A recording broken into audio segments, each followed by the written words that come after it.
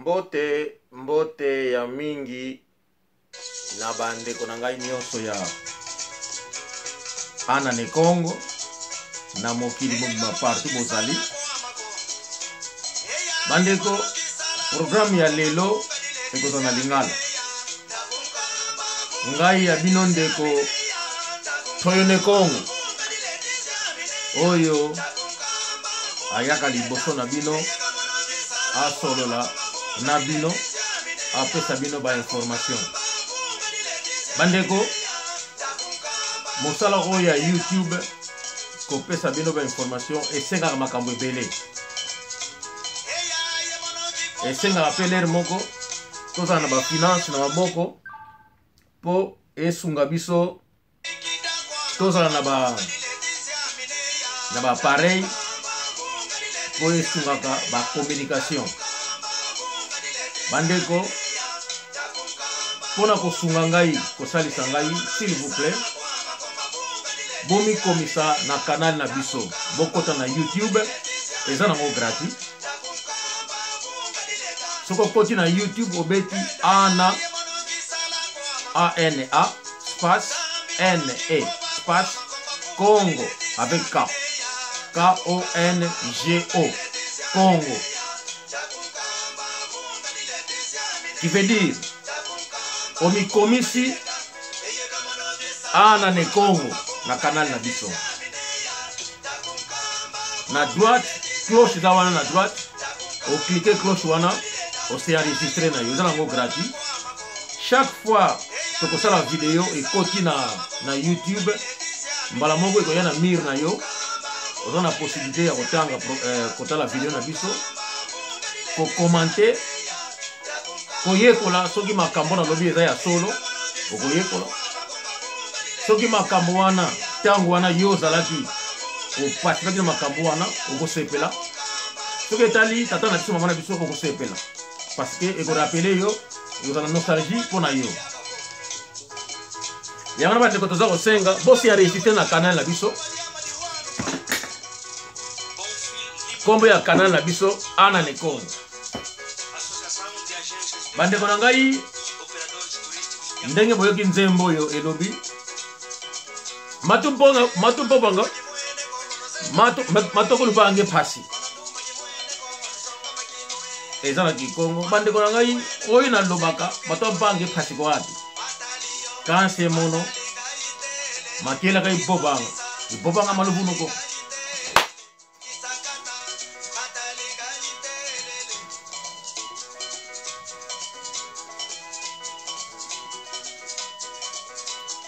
lukumbono yo wabo nandi dumuka mbenze kagamo yagala mbutage mena ingwa mafuta ingwa Kikonga iwe elombola kizole ditumuka ko kizole ko boy natenkano nzebo eya inkula bo mbule mugimbila inanga ankaka menga munitu mukena ditumukine mukena bagi meni nanga eki pave mukwize ni nanga kizola ko bopateli yako kuda bagi pave kambotiko manu George Sandi mulanda ke nanga ephanya mabetokele lumingi kwa kulondre ke nanga ya ilumu manu Zakaria Mayala phanya manzolu vonda Leonardo nzevu mulanda unanga phanya monketo manzambi kwetela diotamba embuta konketo kala kuluwanda onketo mbutama tomokina ya bene kimbote Mormau Socrates mwana ngwa makasi Uta Polo que son âme repose en paix oncle mbutama oyakala kuna luwana keni nanga Miguel Narciso yandi kutu wanka kanse kwa ndo mbutama moni utuka yandi kanda denene di nanga mama Chiamindele Pangia Monketo mama Tafika mama Teresa Durão mama Isabel Bunga pangi ketwa engi nanga Irmão Godidio Lumbuke Mbote Pangyama Hindu ibene kimbote Maître Jibril apangizama mambo bobele wunu mambo mamfunu José Wanduka oziule mat otomaland bandeko na lobamba lebele na lobi Angola toko perdre yango Angola bako botolo yango bandeko na ibiki bo ndeko nanga kiala kubila asa d'accord nanga te mais ndeko nangai waito kulukamba kalutoa guako kanse lubu nakiluwaka nalubambu kimbundu nalumbanze mono nalumbokela siye tambuluwela kanse nalupava kalukumbonako manu masibi mukamba ngina ngikanda irima ushora boba ngini nanga na kupesa bino example ya Congo ba Rwande ba botola Congo bayambaka bango bavanda na bango ba botola Congo biso bazombo tokenaka na ba Gabon tokei ba Cameroun tokei ba Congo Brazza ba mususu ba bimba ke Kinshasa tangu ikoki independance tozonga to botola mboka ya mutu te toyiba biloko ya batu te tokena yango tosala mabe na ba mboka ya batu te. Ce que nous avons fait, c'était seulement de s'intégrer et respecter les pays d'autrui. Et aujourd'hui, nous sommes tous chez nous au pays. Wapi, Angola. Nous sommes tous rentrés. Congo, RDC, ba botolo yango na ba Rwandais. Bandeko, biso pe Angola, tant tozongi na mboka, bokonzi na biso, ba botolo ki biso yango. Batouana, basalaki brutal te, ndenge Rwandais za brutal. Ces gens-là faisaient semblant. Yako vivre na biso, bazali ko longola, ba mikolo na biso, ba tata na biso, ba bunta ki pona indépendance. Ba longoli bango malembe, ba msuba ziki ba empoisonné, ba msuba basoko écarté bango ba vandisi bango. Ba mikolo na biso nyonso, ba kufi pauvre. Bato ba bundaki, po lelo Angola, ba luba, ba ya kolela yango. Po lelo Angola, bikolo mosusu, ba ya kolela yango. Bandeko na ngai, pourquoi naza ko rappeli bino yango? Lelo oyo na Angola, nzala ezakuna. Di à quoi? Ba Cap-Verdien, ba Saint-Thomé, ba Guinéen, ba Katangé, et lelo e bakisani ba Luba, ba Nigérien, ba pays de l'Ouest, ba bandi ko kota na Angola. D'ailleurs, ba Katang, ba Guinéen, ba Saint-Thomé, ba Cap-Verdien, bango bakota ki dès le début parce que basali pe batu ya colonie portugaise. Portugais a utilisé ki bango a tche bango na mboka po babunda contre biso oyo tozobundira indépendance tant tokozonga tokuta bango. Donc indépendance ya impela en réalité ezalaki litité bango ba gagnaki mais ezalaki gouvernement portugais asalaki nyonso a bloqué FNLA na onita ba pesa pouvoir na ba meti oyo bango ba botaki na ba oyo bango bazwaki na Saint-Thomé na Cap bayaki na bango bayako vanda na Angola ba pesa bango pouvoir. Et ça qui une façon ya ko bloquer ba vrai angolais. Biso to kuyaki na mutambo wana, nous avons accepté ça. Non to sangana mundi zaka ba Kongo mitema malamu. Ote makambo ko ino tu voandile mambo to mokena boba guizana. Amete yia za ennemi noka wako ya didiaka mutu keni na boti to voanda to mokena boba guizana bozoba ya ba Kongo. Ko vanda ko solo la ko yokana na mutu oyo yebite e pa ya uta oyebite poka kalobi portugais lokola yo alobi ki Congo mais munoko ba yekola ka yango chinois ena mboka na biso ayebi kikongo te mais soki avandi na yo munoko na yo ayekoli yango abandi kosolola na yo elobi te ke akomi ndeko na yo makambo nyonso tosalaka ya mabe ezalaka na mitema na biso nsunda tezo ya ilumbuka kitwa moke nako kitwa kugwandingako kizeko fo fwe mauni nanga kwe uni nanga kizeko mama disengumuka mama kembote kyako kipila kende ko mama ngudi eto uni nanga sunda tezo fo mulanda uni nanga utsondeke na kitwa kugwandingako bandeko lelo oyo Angola et comme na situation tozaki na yango Dos Santos qui est un Satomé ba portugais ba glissé ye Neto qui était un Cap-Verdien mais panafricain comme lui il comprenait que non quel que soit pays nangate menaza africain alors je ne peux pas travailler avec des blancs parce qu'il avait une femme blanche au portugais tchela qui est surveiller alinga a changé ba bomier. Et ceux qui sont restés, c'est là qui des blancs, ou c'est là qui contrôlaient, Métis, qui étaient des Cap-Verdiens, Guinéens, Santomé, ainsi de suite. Et en dessous na bango, et c'est là qui na race mususu, ba utaki na katanga, ba yaki na bango, c'est qui couverture, ba kosi bango na armée, c'est là qui utilisait comme les Katangais parlaient français. Parler Swahili et Lingala, c'est qui va prendre bango portugais le plus vite que possible pour s'infiltrer dans le milieu du Congo. Et bango qui ma kasi na ku vilpande bazombo, parce que ma kasi na propagande que non sans aires comme piso. Donc biso bangolais toliaka batu. Et au pauvre angolano, caiu nessa armadilha, que é verdade, nous sommes angolanos. Lelo oyo, Isabelle a kena ba million. Bandeko, nako coach labino, programme sous boko mona, ndenge ba Santomé, basana ba hotel, na Dubai, na kombo ya son Angol. Et le président angolais au pouvoir, a yebi ango.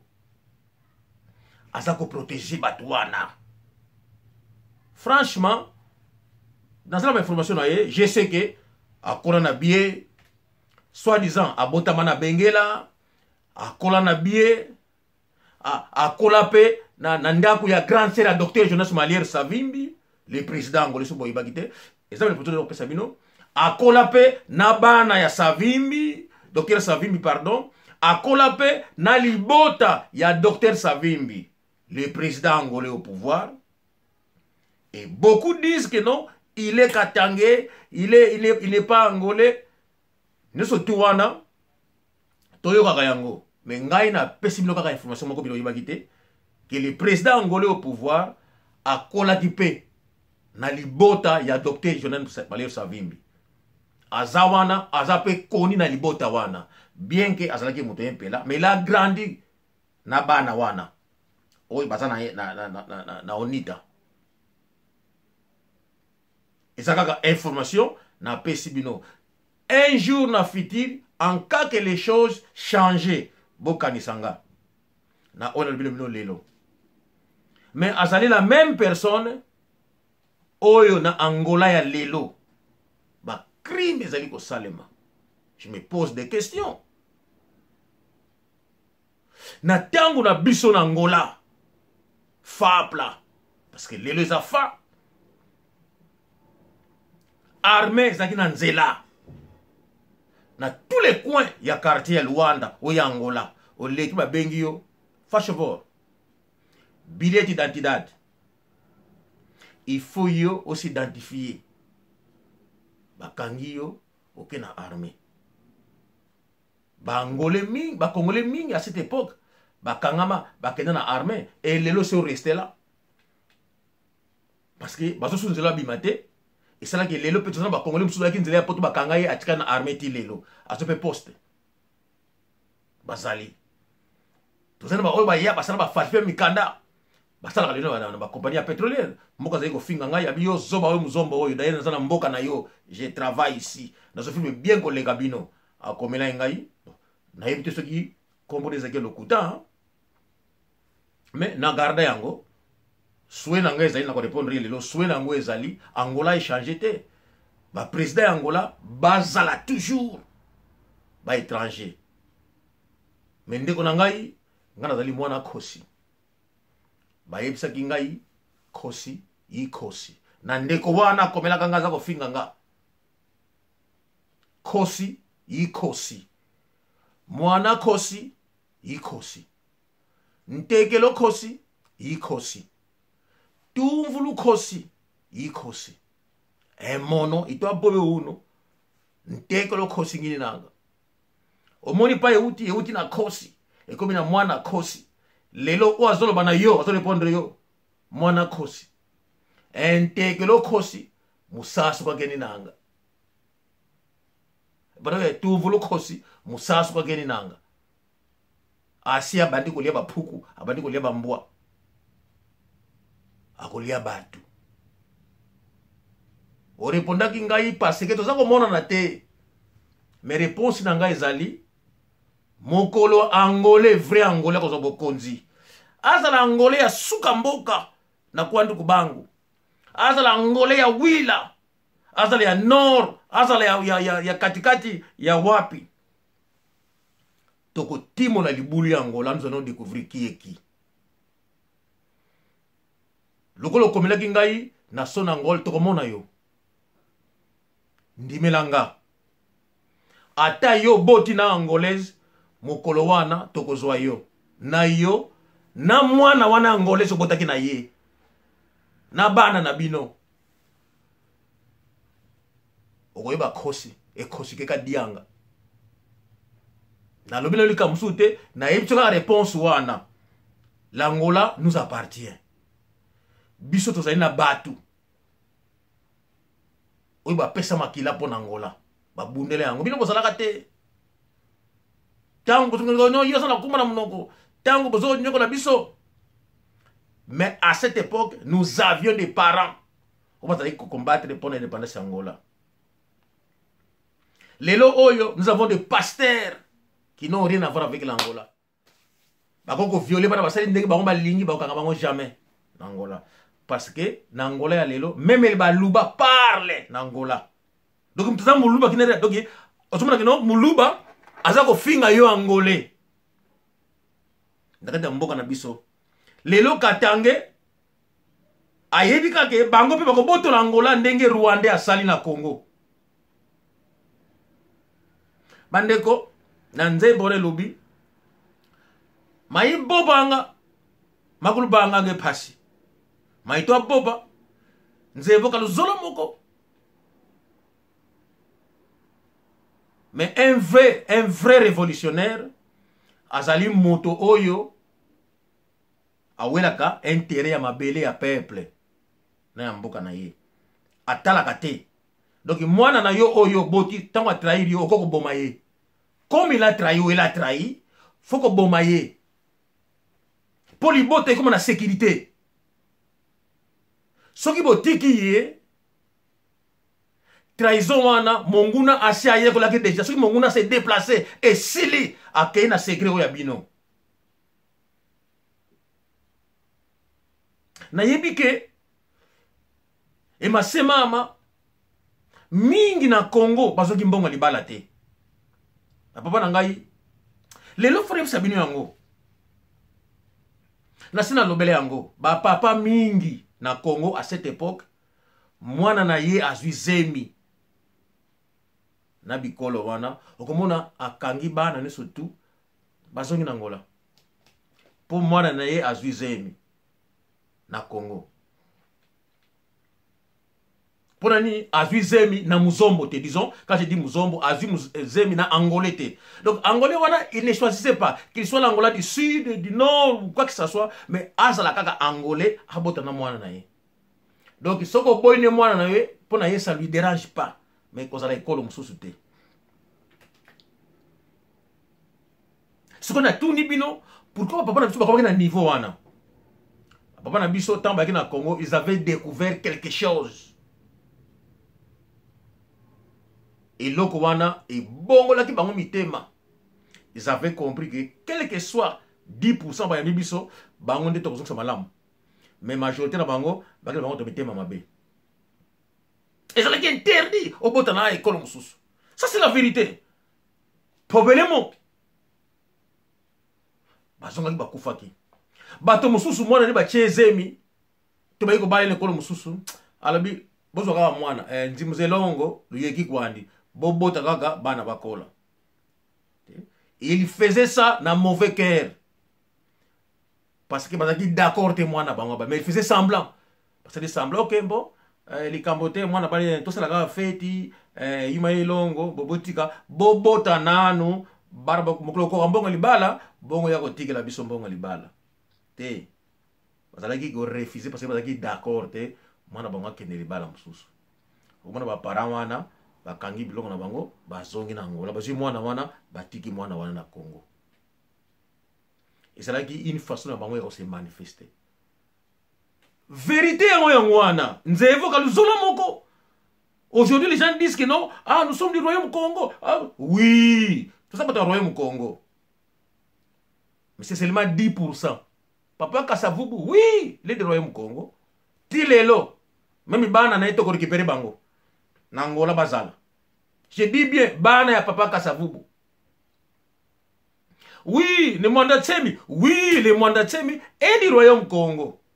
Ate ya kufi bana na ye toko récupérer bango. Na Angola baya ko vanda. Bako na droit parce que ba wana bazali bana ya royaume Congo. Na koki kotanga ni surtout ba papa akimaka kendaka pa ya papa Yulu na Braza Kingotolo. Oui, papa Kingotolo soki bana ne bazali ye azali na royaume Congo bazali bakoto accepter bango. Même bana ya Diangenda, même bana ya Kisolokele, même bana ya papa ya Lungana, oui, bango bazalaki bana ya royaume Congo. Bien que Diangenda a changé avec le temps, a sali église kimbangiste. L'église kimbangiste n'est pas une église du royaume Congo. L'église kimbangiste est une église de la République démocratique du Congo et non du royaume Congo. Mais au sein ya Kimbangu, il y a l'église ya Diangenda, tout ça na bana bazakuna, peut-être 10% ou 5% baza bana ya royaume Congo. Lorsque je dis bana ya royaume Congo, génération wana oyo yebi les secrets au bazaki na bolingo qui sont restés du royaume Congo parce que génération ya ki 80% na bango bakomaki ba congolais et bango baza lelo pitema mabe bazali acceptable était na Angola naza désolé na bisa bino yango bazali acceptable était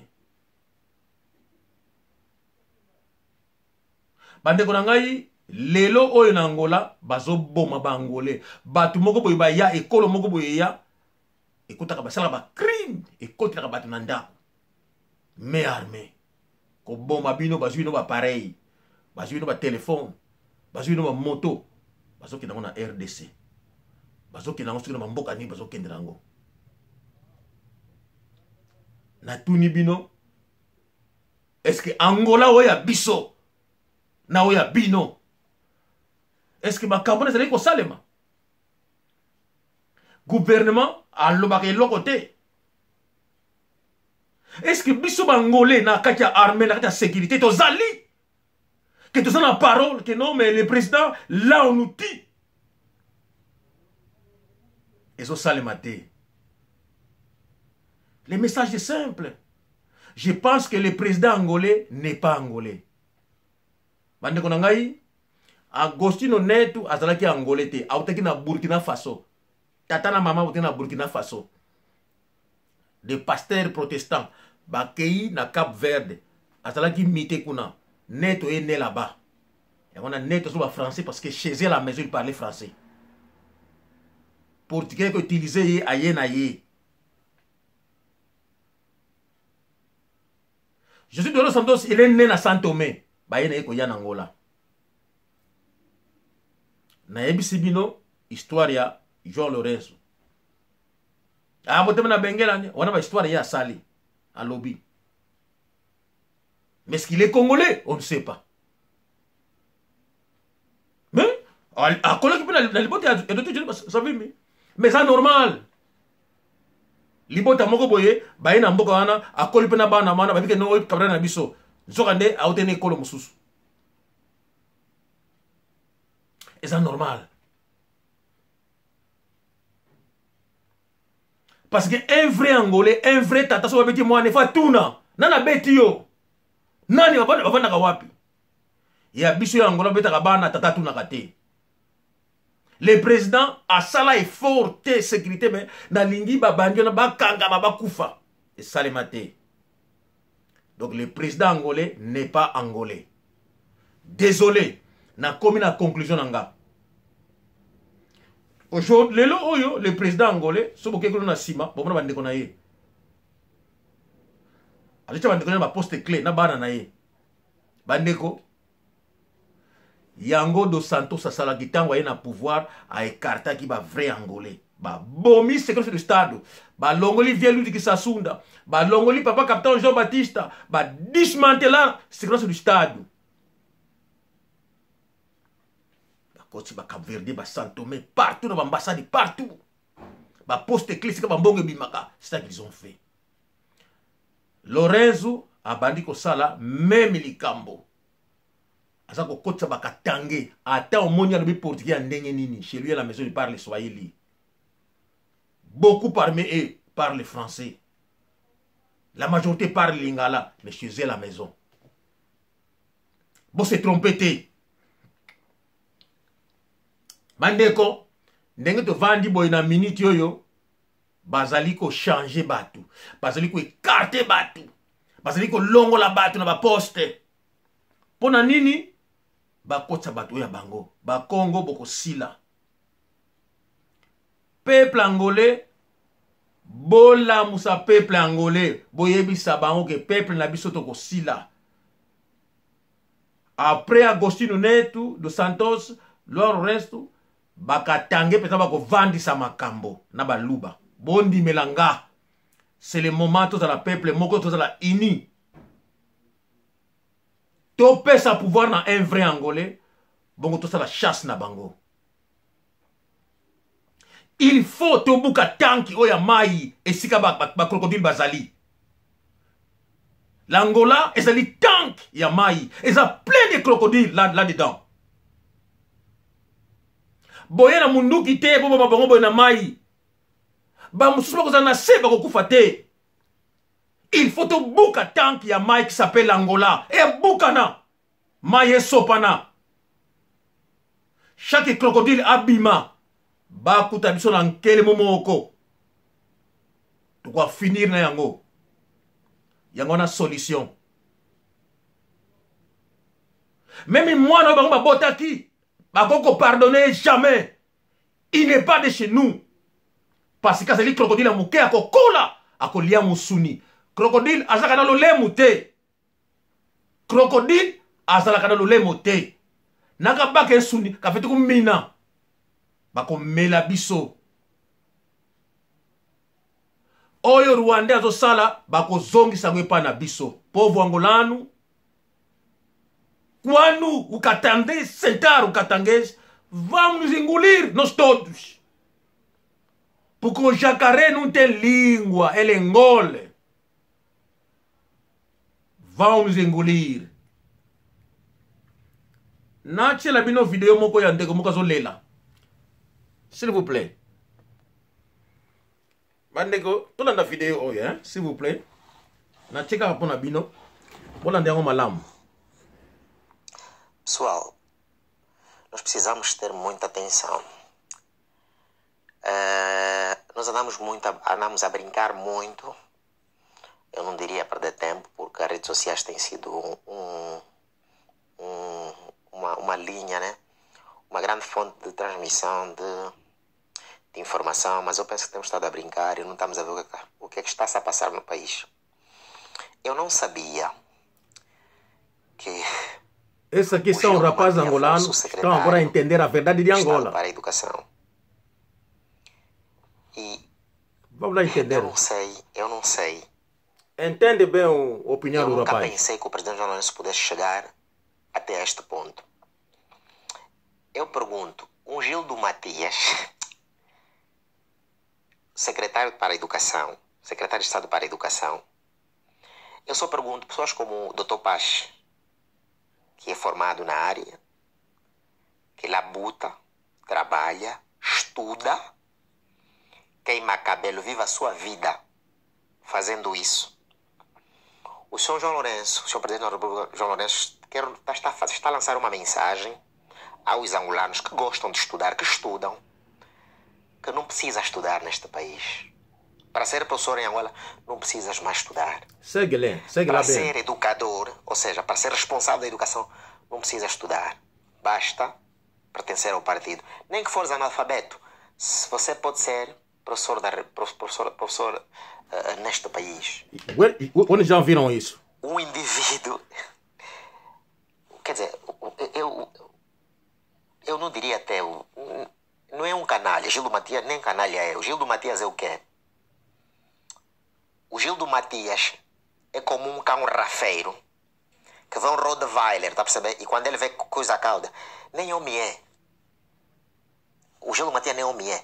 Um idiota que nem sequer pagar uma casa ele tinha para pagar. Gildo vivia na casa de um sogro, foi-se empurrar lá nas contas, ok? É a informação que nós temos. Vivia lá nas contas da casa de um sogro, porque parece que tinha medo de voltar a viver no Musec. Parece que nasceu no Musec, tem medo do Musec.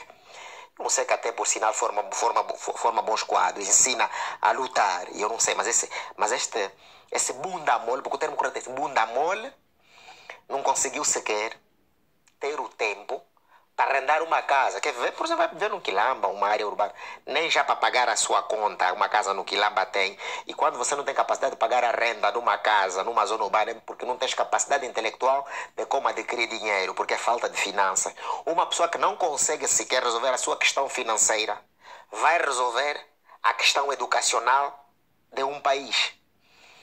Olha, e o problema é que ninguém fala disso. Eu apercebi-me ontem lá no grupo do Logos. E eu vou dizer uma coisa aos angolanos. Eu já tenho estado a dizer isso. Se você tem um Gildo Matias como secretário de Estado para a Educação, que educação é que vai ter o teu filho? A educação é coisa séria, Sr. Presidente da República. O senhor podia meter o Gildo Matias como diretor das prostitutas, como diretor dos bajuladores, como diretor dos parasitas, ou outra coisa, mas não toca no setor, não toca na educação, Sr. Presidente da República. O senhor está a massacrar este país. Eu vou lhe dizer, o Macron, se fizesse o que o senhor fez, os militares saíam à rua, os professores paravam, as escolas paravam, ninguém mais ia dar aulas. Os professores precisam fazer greve. Este país precisa parar. O setor da educação, professores, e eu aqui vou concordar com uma coisa, o doutor